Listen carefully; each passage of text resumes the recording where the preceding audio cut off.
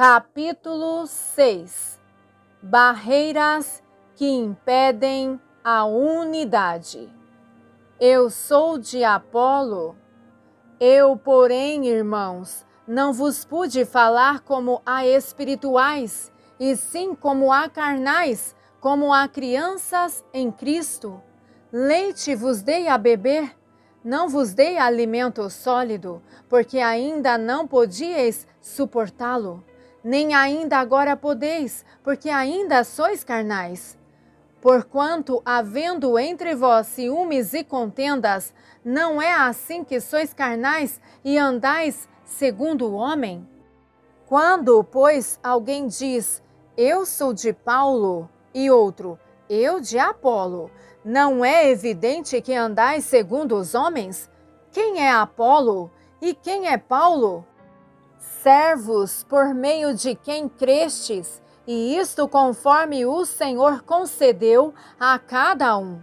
Eu plantei, Apolo regou, mas o crescimento veio de Deus. De modo que nem o que planta é alguma coisa, e nem o que rega, mas Deus que dá o crescimento. Ora, o que planta e o que rega são um, e cada um receberá o seu galardão, segundo o seu próprio trabalho, porque de Deus somos cooperadores, lavoura de Deus, edifício de Deus, sois vós. 1 Coríntios 3, versículos 1 ao 9. Existem muitos tipos de divisões doutrinárias e denominacionais que criam barreiras contra a unidade. Parece estranho, mas aqueles que foram salvos há mais tempo são aqueles que têm dificuldades com as coisas novas que Deus está fazendo. Alguns que têm origens específicas têm dificuldade para crer no que Deus está fazendo no meio do próprio povo. Por exemplo, um irmão judeu de Jerusalém ficou alarmado quando ficou sabendo o que Deus estava fazendo entre os católicos e o quanto várias denominações protestantes estavam sendo abençoadas. Entretanto, quando sugeri que orássemos juntos pela salvação dos judeus junto ao Muro das Lamentações, ele ficou tão bravo que saiu do carro e foi embora. Ele não podia compreender de que maneira Deus poderia abençoar os judeus, mesmo ele sendo judeu e já tendo sido abençoado por Deus. Muitos dos que já saíram da Igreja Católica têm dificuldade para crer que Deus está operando entre os católicos. E aqueles que saíram de denominações protestantes têm dificuldades para crer que o avivamento está chegando às suas igrejas. Não é estranho? Precisou a obra do Espírito Santo para trazer cada um de nós a este lugar de glória. Então, por que é difícil acreditar que Ele é capaz de trazer outros também? Nós somos tão melhores assim do que eles? Claro que não. Alguns dos que foram colocados para fora de sua igreja porque queriam ter liberdade no espírito, hoje têm dificuldade para crer que Deus está operando naquela igreja. Nós não estávamos orando para que isso acontecesse? Se estivemos orando para que Deus fizesse a obra, por que ficamos surpresos ao ver que Ele está respondendo nossas orações? Os perseguidores muitas vezes eram salvos nos tempos da Bíblia, assim como Saulo de Tarso foi totalmente transformado. Por que deveríamos limitar Deus hoje? O problema é que a pessoa conhece o seu grupo bem demais. Ela conhece cada uma das faltas e falhas dos seus membros, então acha difícil que eles sejam salvos. Esse enfoque está errado. Não devemos focar na igreja nem nas pessoas e suas falhas. Devemos focar no Senhor, na sua habilidade e em suas promessas. Por que nos surpreenderíamos com alguma coisa que o Senhor faz? Ele é o Deus do impossível, então deixemos que Ele faça as coisas impossíveis. Algumas pessoas têm uma paixão genuína por missões. Elas abrem um lugar em seus corações e amam apaixonadamente as pessoas de outras nações.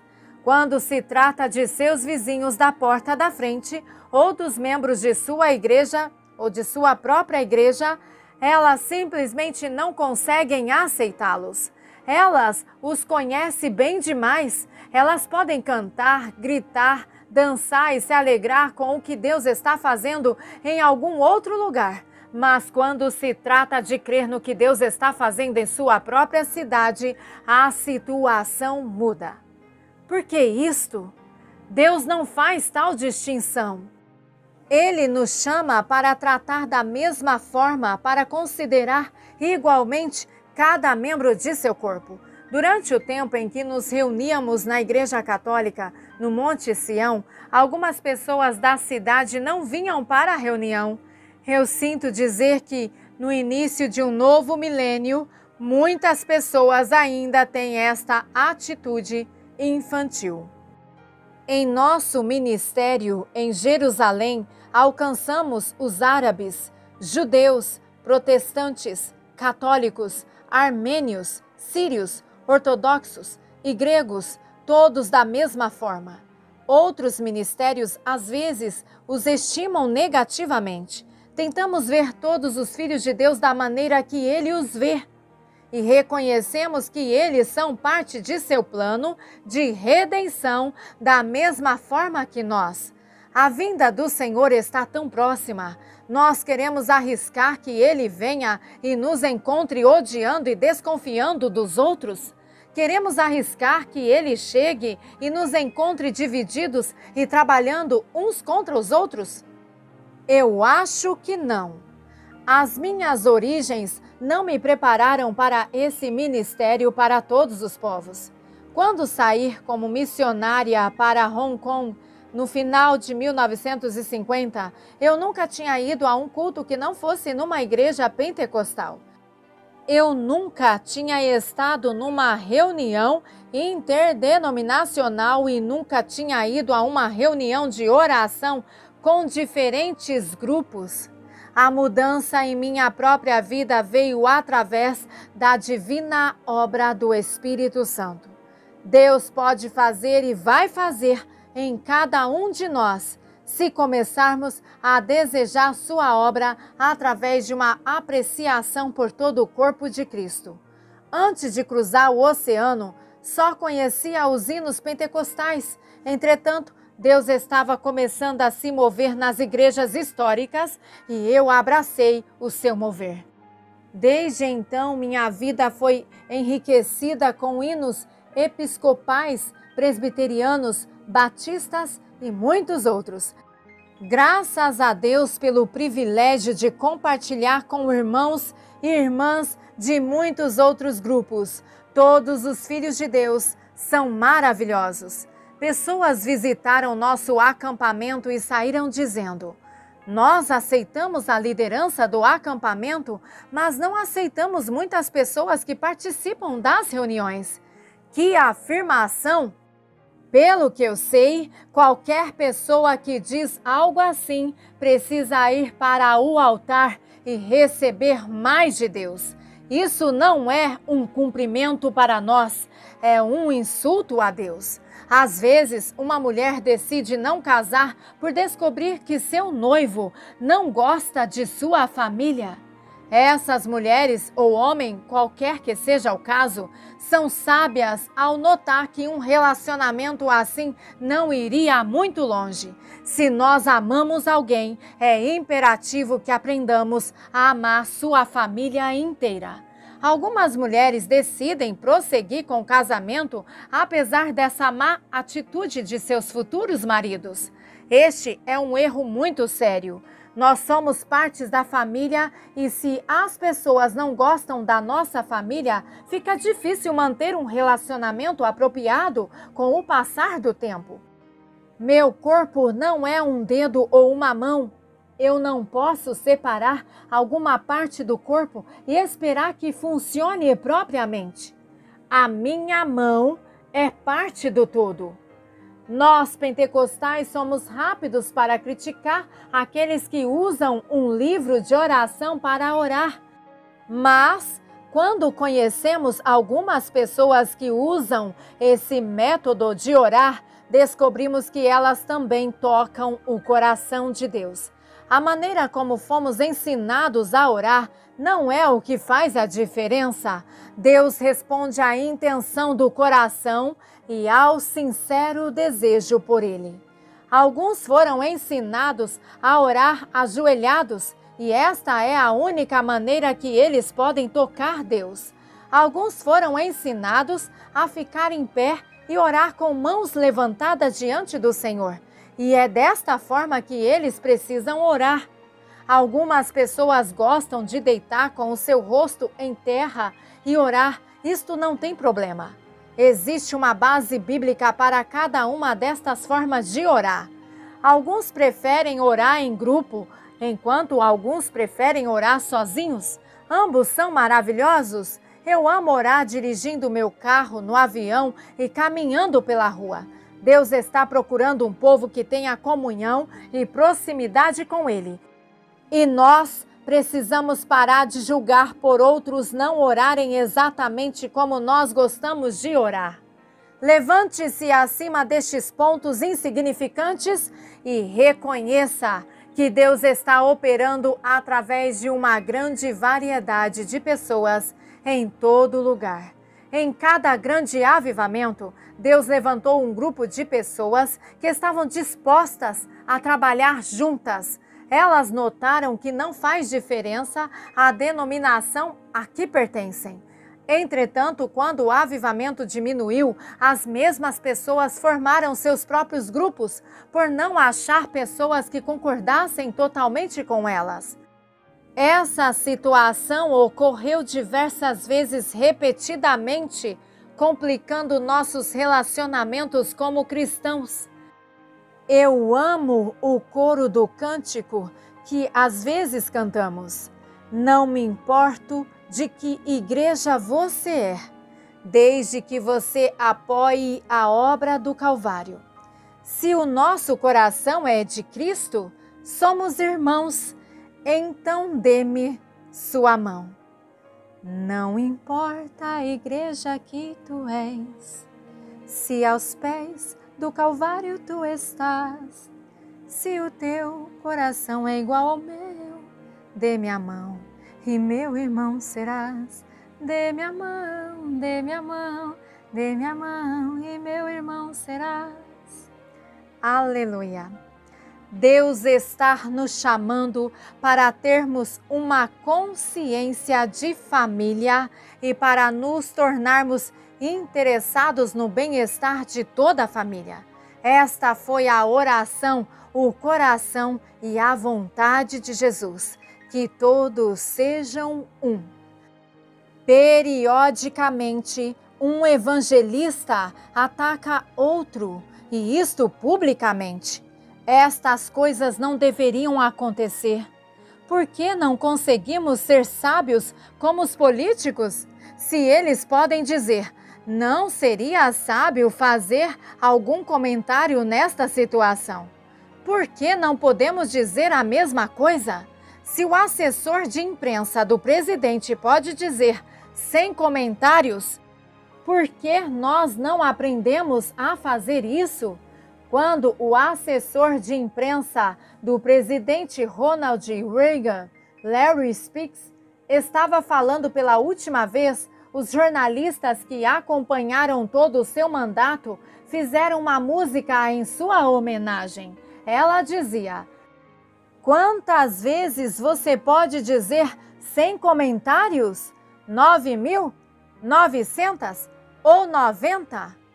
Que bom se a igreja aprendesse esse mesmo dom do silêncio. Quando as pessoas nos perguntam o que você acha sobre... Sentimos que sempre precisamos dar nossa opinião sobre tudo. Por que isso? Parece que as opiniões nunca se acabam. As pessoas acham que é importante serem formadoras de opiniões. Dar nossa opinião abre a porta para que haja divergência sobre aquela opinião. o que resulta em divisão. Frase-chave: é hora de colocarmos algumas das nossas opiniões no altar e deixá-las serem consumidas com o fogo do sacrifício. Sem comentários. Esta seria a melhor resposta que poderíamos dar a muitas perguntas feitas a nós nestes dias. Eu sei que é legal expressar nossa opinião e sermos estimados pelas pessoas por causa das nossas opiniões, mas existe um caminho melhor em Deus. É o caminho do amor. E não podemos caminhar nele sem a ajuda daquele que ama as nossas almas. Não há pecado mais sério nestes dias do que machucar uns aos outros. Jesus disse: qualquer, porém, que fizer tropeçar a um destes pequeninos que creem em mim, melhor lhe fora que se lhe pendurasse ao pescoço uma grande pedra de moinho e fosse afogado na profundeza do mar. Mateus 18:6. É necessário caminhar mansamente diante do Senhor quanto a este assunto para guardar nossos lábios e nos abstermos de desagradar a Ele. Davi orou: põe guarda, Senhor, a minha boca, vigia a porta dos meus lábios. Salmo 141, verso 3. Por muitos anos eu pensei que não tinha problemas nesse assunto. Trabalhei com o povo que ficou conhecido como carismáticos renovados desde 1960. Eu certamente não achava que havia alguma área com preconceito em meu coração, até que havia uma família muito distinta que vivia em Israel, com uma posição doutrinária diferente. Eu achei que aquilo não me incomodava. Eu sempre era bondosa com eles, e se pudesse ajudá-los de alguma forma, eu me alegrava em fazê-lo. Quando voltei dos Estados Unidos, em uma das minhas viagens, descobri que uma pessoa importante da minha equipe havia passado mais tempo do que o normal com essa família, e isso me incomodou. Quando percebi o que estava sentindo, tive que me sacudir e perguntar: por que isso me incomoda? Eu não estava mudando o que cria para concordar com sua posição doutrinária, mas eu continuava lembrando que, diante de qualquer posição doutrinária que outra pessoa tivesse, eu ainda deveria ter um coração aberto, um rosto receptivo e um espírito aberto e ser capaz de aceitar aquela pessoa com o amor de Deus em Cristo Jesus. Frase-chave: quando qualquer um de nós descobre que ainda matuta o mal contra outro cristão, em qualquer área, deveria imediatamente pedir ao Espírito de Deus para aumentar o seu coração para poder abraçar a todos. Quando somos confrontados com todas essas barreiras à unidade, cada um deveria pedir a Deus, o Deus da misericórdia e paz, para nos libertar delas. Ao experimentarmos mais este mover atual de Deus e ao vermos Ele fazer o totalmente inesperado, Ele nos chama para perdermos a nossa tendência de criticar e condenar aqueles que não são como nós.